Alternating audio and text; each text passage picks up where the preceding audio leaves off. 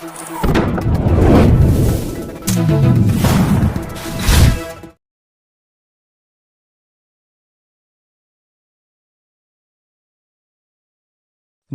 தினத்தை முன்னிட்டு 2 நாட்களுக்கு தமிழகம் முழுவதும் 30% தள்ளுபடி வழங்கப்படும் நஷ்டத்தில் இயங்கிக் கொண்டிருந்த கோப்டெக்ஸில்தான் பொறுப்பேற்ற பிறகு சுமார் 20 கோடி லாபம் அடைய செய்ததாக மாநில அமைச்சர் காந்தி தெரிவித்தார். திருப்பத்தூர் மாவட்டம் திருப்பத்தூரில் 54வது புதிய கோ-ஆப்டெக்ஸ் கிளை திறப்பு விழா நடைபெற்றது.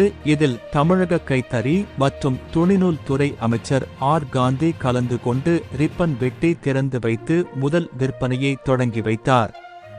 அதனைத் தொடர்ந்து செய்தியாளர்களை சந்தித்த அமைச்சர், தமிழக முதல்வர் மு.க. ஸ்டாலின் பொறுப்பேற்ற பிறகு தற்போது 150 தறிகள் இயங்கி வருகிறது. அதில் 106 தறிகள் தமிழகத்திலும் 44 தறிகள் பிற மாநிலங்களிலும் செயல்பட்டு வருகிறதுதான். கைத்தறித்துறை அமைச்சராக பொறுப்பேற்ற போது இத்துறையில் சுமார் 9.5 கோடி நட்டத்தில் இயங்கி வந்தது.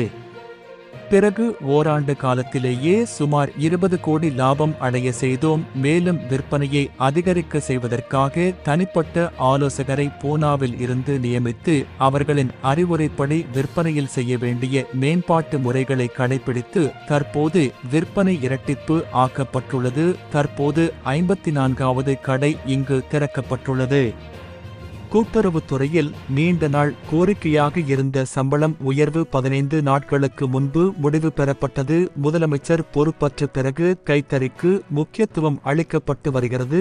மேலும் தற்காலிகமாக பணியாற்றி வந்த இவர்களை நிரந்தர தொழிலாளர்களாக மாற்றப்பட்டு அவர்களுக்கு வழங்கும் சம்பளம் அதிகரிக்கப்பட்டுள்ளது. வழக்கமாக 20% தள்ளுபடி வழங்கப்பட்டு வந்த நிலையில் மகளிர் தினத்தை முன்னிட்டு 2 நாட்களுக்கு 30% தள்ளுபடி வழங்கப்படும். மேலும் முதலமைச்சரின் அறிவுரைப்படி புதிய ரகங்கள் வகைகளை மேம்படுத்தி உள்ளதாக தெரிவித்தார்.